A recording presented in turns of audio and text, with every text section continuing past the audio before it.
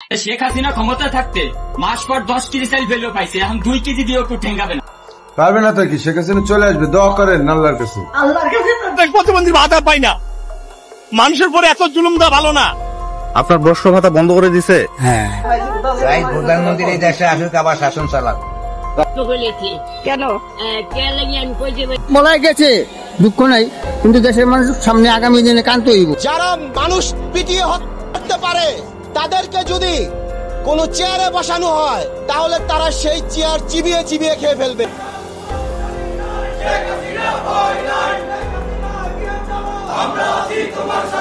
দেশ স্বাধীন হলে আমার ভাই কেন মারা গিয়েছে? প্রশাসন কোথায় ছিল? সম্মানিত দর্শক শ্রোতা, ভিডিওটা শেষ পর্যন্ত দেখার অনুরোধ করব। ভিডিওর প্রথমে আপনারা দেখতে পারলেন সাধারণ জনতারা তারা কি বলতেছেন। তারা বলতেছেন যখন শেখ হাসিনা বাংলাদেশের সরকার ছিল ঠিক সেই সময় আমরা দুমুঠো খাবার খাইতে পেরেছি, কিন্তু বর্তমান সরকার যে আছে ইনি থাকার কারণে আমরা দুমুঠো ভাত খেতে পারতেছি না। সম্মানিত দর্শক শ্রোতা, ভিডিওর প্রথমে আপনারা আরও একটি ভিডিও দেখতে পাচ্ছেন যে শেখ হাসিনাকে বাংলাদেশে ফিরিয়ে আনার আন্দোলন করতেছে। দেশের মধ্যে কি শুরু হয়ে গেল? শেখ হাসিনা কি থাকাকালীনে অবশ্যই তারা ভালো ছিল? আপনাদের কি মতামত আসতেছে? অবশ্যই আপনাদের মূল্যবান মতামতটি কমেন্ট বক্সে লিখবেন। সম্মানিত দর্শক শ্রোতা, বর্তমান সময়ে ডক্টর ইউনূস ভালোভাবে পরিচালনা করতে পারতেছে না বাংলাদেশ, এই জন্য সকল জনতা এখন শেখ হাসিনাকে সাপোর্ট করতেছেন। সম্মানিত দর্শক শ্রোতা, বিস্তারিত জানতে পারবেন ভিডিওর মধ্যে, তাই ভিডিওটা শেষ পর্যন্ত দেখবেন। চ্যানেলে নতুন হলে অবশ্যই চ্যানেলটি সাবস্ক্রাইব করে নেবেন। তাহলে চলুন ভিডিওটা আগে শেষ পর্যন্ত দেখি, তারপর বিস্তারিত নিয়ে কথা বলবো। গ্রামকে গ্রাম মনে হচ্ছে না, মানে এমন অবস্থা, তারা গ্রামকেই কারেন্টই দিচ্ছে না। এমনকি যারা আন্দোলনে ইনজুরিতে আছেন তাদের হচ্ছে না কোনো চিকিৎসা। আমরা এখনো ইনজুরি নিয়ে পড়ে আছি, কিন্তু আমাদের তত্ত্বাবধায়ক সরকার আমাদের সাথে এখন দেখাই করার সুযোগ পাচ্ছে না। বর্তমানে শিক্ষা ব্যবস্থার ঘটিত অধঃপতন, বাংলাদেশের শিক্ষার্থীরা কোটা আন্দোলন থেকে এখনো রাজপথে। এদিকে পাহাড়ি আদিবাসীদের ওপর চলছে নৃশংস অত্যাচার। পত্রের দাম কমছে, কোথায় কমছে? সবকিছুর দাম বাড়াইয়া সরকার বলতে কি গোলা আলু খাও। আঙ্গরে বুঝাইছে সোনার বাংলা হইব, অনেক সোনার বাংলা দেখতে পাচ্ছেন। পারবে না তো কি? শেখ হাসিনা চলে আসবে, দোয়া করেন আল্লাহর কাছে। প্রতিবন্ধী ভাতা পাই না, মানুষের পরে এত জুলুম দেওয়া ভালো না। আপনার বর্ষ ভাতা বন্ধ করে দিছে। হ্যাঁ, প্রধানমন্ত্রী এই দেশে আসুক, আবার শাসন চালাক। কেন শেখ হাসিনা ক্ষমতা থাকতে মাস পর 10 কেজি চাল ভ্যালু পাইছে, এখন 2 কেজি দিয়েও কেউ ঠেঙ্গাবে না। বলাই গেছে দুঃখ নাই, কিন্তু দেশের মানুষ সামনে আগামী দিনে কান্ত হইব। দেশ স্বাধীন হলে আমার ভাই কেন মারা গিয়েছে? প্রশাসন কোথায় ছিল?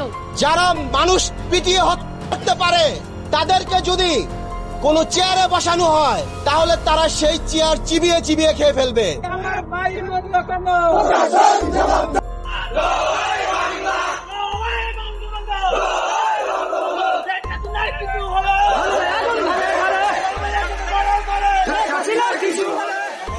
আলাদা কোনো কিছু বলার না, যে পুরো দেশের মানুষই একই কথা বলছে, এবং দেশের মানুষ যখন সবাই একসাথে কোনো ন্যায্য দাবি রাখে তখন সেটা একটু হলেও মাথায় আনা দরকার যে সেটা ফেলে দেওয়ার মতো মনে করি। আগামীতে আওয়ামী লীগ আসবে, আপনি নিশ্চিত থাকেন। দেখেন, আওয়ামী লীগ কিন্তু পাট গাছ না, পাট গাছ আপনি টান দিয়ে উঠে ফেলতে পারেন। আওয়ামী লীগ বট গাছ।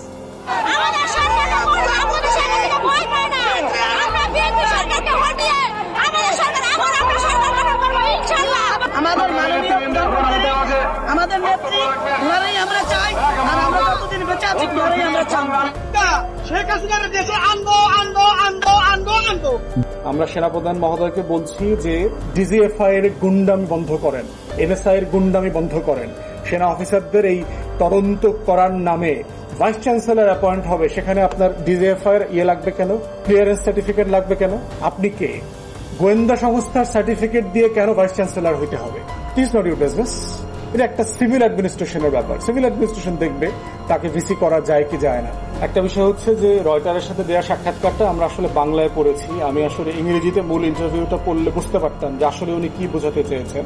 আমি এটার মধ্যে কোনো ডেডলাইন অথবা রেড লাইট ঠিক করে দিয়েছে ব্যাপারটা আমি এইভাবে দেখতে পাচ্ছি না, বরং আমি মনে করছি যে উনি হয়তো প্রত্যাশা করছেন যে সরকার যে ধরনের সংস্কার করে একটা নির্বাচনের দিকে যেতে পারবেন বলে মনে করছেন, সেটা হয়তো 18 মাসে করা সম্ভব। কিন্তু দিন শেষে এটা সশস্ত্র বাহিনী অথবা কোনো বাহিনীর বলে দেওয়ার বিষয় না। একটা অন্তর্বর্তীকালীন সরকার কি 6 মাস থাকবেন, 16 মাস থাকবেন, না 18 মাস থাকবেন, সেটা দেশের মানুষ, নাগরিক সমাজ, ছাত্র সমাজ, নাগরিক কমিটি, আমরা সকল স্টেক হোল্ডাররা মিলে এটা সিদ্ধান্ত নেব। এটা বলবার কোনো দায় এবং অব্লিগেশন ওনাদের নাই এবং ভবিষ্যতেও হবে না। ওনাদের কাজ হচ্ছে অন্তর্বর্তীকালীন সরকারকে সমাধান করা, ওনাদেরকে সাহায্য করা এবং ক্লিন করা। সেনাবাহিনী গত 16-17 বছরে অনেক দুর্নাম কামিয়েছে। অতএব দয়া করে আপনি মাথায় রাখবেন যে কিভাবে এই ফৌজকে একটা প্রফেশনাল জায়গাতে ফিরায় নিয়ে আসা যায়। এটা হলো আপনার ফার্স্ট প্রায়োরিটি। আপনার প্রায়োরিটি হচ্ছে সেনাবাহিনীকে, সশস্ত্র বাহিনীকে ব্যবসা মুক্ত করেন। জমি জমার ব্যবসা থেকে শুরু করে এই যে ব্যাংক করা, দুধ বেচা ব্যবসা, মুরগির ব্যবসা, গরুর ব্যবসা, দয়া করে ফৌজকে সকল ব্যবসা থেকে মুক্ত করেন। ফৌজকে প্রফেশনাল সার্ভিসে নিয়ে আসেন। ঠিকাদারি ব্যবসা সেনাবাহিনীর বন্ধ হওয়া দরকার। এখান থেকে সেনাবাহিনীকে মুক্ত করেন, সশস্ত্র বাহিনীকে পেশাদার বানান। তৃতীয়ত হচ্ছে গুম খুনের যে ঘটনাগুলো ঘটেছে, যে সকল অফিসার মানবাধিকার লঙ্ঘনের সাথে জড়িত ছিল, সোয়াতে কাজ করেছে, বিজিবিতে কাজ করেছে, তারপরে র্যাবে কাজ করেছে, তাদেরকে তদন্ত সাপেক্ষে বিচারের মুখোমুখি করেন। এইটা আপনার প্রধানতম কাজ। এখন বাংলাদেশের এখন আপনার যে জেনারেলরা আছে, 60-70 জন জেনারেল, তারা আওয়ামী ফ্যাসিবাদের দালালি করেছে গত 16-17 বছর। নবম পদাতিক, দশম পদাতিক, 55 আরো যে সকল পদাতিকের ব্যাপারে অভিযোগ আসতেছে এবং গত 6 সপ্তাহে যে সকল ফৌজি অফিসাররা ডিসিপ্লিন মানার ক্ষেত্রে অথবা ডিসিপ্লিন রক্ষার ক্ষেত্রে আপনারা শৈথিল্য দেখিয়েছেন, আওয়ামী লীগের এই যে অনাচারগুলো চলছে ফ্যাসিবাদের, এগুলোকে আপনারা সাহায্য করেছেন ডাইরেক্টলি ইনডাইরেক্টলি, তাদেরকে বিচারের মুখোমুখি করেন। ইমিডিয়েটলি হচ্ছে গোয়েন্দা সংস্থাগুলোকে সংস্কার করেন। এই ধরনের যে কাজগুলো আপনারা করেছেন, আয়নাঘরের বিচার করেন। এখনো অনেক লোক ওখানে আয়নাঘরে আছে, তাদের বিচার করেন, কারা কারা জড়িত তাদেরকে ছেড়ে দেন। এরপরে হচ্ছে যে 1000-এর উপরে কর্মকর্তা দেখলাম সেনা, নৌ, বিমান বাহিনীর, যাদেরকে চাকরিচ্যুত করা হয়েছে। নামাজ পড়ে কেন, দাড়ি রাখে কেন, বউ বোরখা পরে কেন, টাকনের উপরে কাপড় পরে কেন? What is this? মুসলমান দেশ, নামাজ পড়বে না একটা মানুষ? একজন মানুষের বউ বোরখা পড়তে পারে না? এটা কেমন কথা? তো এই যে অনাচার অবিচারগুলো হয়েছে, তাদেরকে আপনি অ্যাড্রেস করেন। আমরা অলরেডি দাবি করেছি একটা প্রতিরক্ষা বিষয়ক কমিশন তৈরি করেন। আপনার চিফ অ্যাডভাইজার ফিরে আসে, তার সাথে কথা বলেন। প্রতিরক্ষা মন্ত্রণালয়ের অধীনে একটা প্রতিরক্ষা সংস্কার বিষয়ক কমিশন হওয়া দরকার। বাংলাদেশে গত 16-17 বছরে সশস্ত্র বাহিনী যা যা অন্যায় করেছে প্রত্যেকটার বিচার করা দরকার তদন্ত সাপেক্ষে। আপনারা যখন অস্ত্র দিয়ে, স্নাইপার দিয়ে মানুষ মেরেছেন, 7.62 ব্যারেলের যে অস্ত্র ব্যবহার করা হয়েছে, যেটা সিভিল অ্যাডমিনিস্ট্রেশনে আপনি ব্যবহার করতে পারেন না, আপনার অফিসাররা মেরেছে। হেলিকপ্টারে করে মিলিটারি অফিসাররা রাস্তায় দাঁড়িয়ে হাজার হাজার রাউন্ড গুলি ছুড়েছে, আমরা দেখেছি জুলাই এবং অগস্টে। এগুলো তদন্ত করেন। অতএব সশস্ত্র বাহিনীকে একটা সভরেন কান্ট্রির যে প্রফেশনাল ফোর্স হিসেবে গড়ে তোলা দরকার, এইটা আপনার কাজ। দয়া করে সেই কাজগুলো করেন, সিরিয়াসলি করেন এবং যত ধরনের অপেশাদার কাজের সাথে আপনার সৈনিকরা, আপনার সদস্যরা জড়িত আছেন, সেগুলো থেকে বাহিনীকে মুক্ত করেন। এইটা আমরা চাই। যেহেতু একটা বৈষম্যহীন রাষ্ট্র গড়ার আমাদের মানে একটা শপথ তৈরি হয়েছে জাতির মধ্যে, আমরা সশস্ত্র বাহিনীকে দেখতে চাই যে বৈষম্যহীনতার মধ্য দিয়ে আপনারা আপনাদের বাহিনীগুলোকে সংস্কার করেন, যারা জনগণের বাহিনী হবে, যারা জনগণের ফোর্স হবে।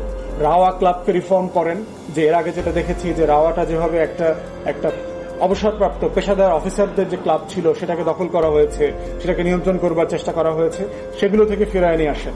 তো আমরা এর আগেও বহুবার বলেছি যে রাষ্ট্রের সভরেন ফোর্স হিসাবে এটাকে গড়ে তোলেন। একটা পেশাদার ফোর্স হবে যারা বাংলাদেশের স্বাধীনতা, সার্বভৌমত্ব এবং জাতীয় স্বার্থ রক্ষা করবার জন্য কাজ করবেন, শ্রম দিবেন এবং জীবন দেবেন।